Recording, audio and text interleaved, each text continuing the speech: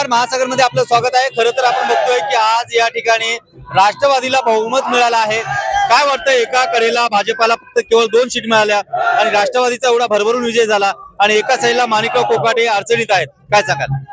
Sir, अडचणीतला विषय नाही, पण जे आमचे नामदार माणिकराव कोकाटे साहेब आहेत यांनी सिन्नर तालुक्याचा पुरेपूर विकास केलेला आहे आणि त्या विकासामुळे साहेबांवरती प्रेम करणारे भरपूर लोक आहेत। त्या प्रेमापोटी हा विजय आणि राहिलं आमचा विजय हा म्हणजे प्रभाग क्रमांक 12 मध्ये असलेल्या लोकांचा व विकासाचा विजय आणि जे माझा मित्र परिवार किंवा माझे स्नेही लोक होते त्यांनी जो दाखवलेला विश्वास याचा विजय आणि सगळ्यात पहिले साहेबांनी जे नामदार माणिकराव कोकाटे साहेबांनी जो आमच्यावर विश्वास टाकून आम्हाला उमेदवारी दिली त्या विश्वासाचा विजय।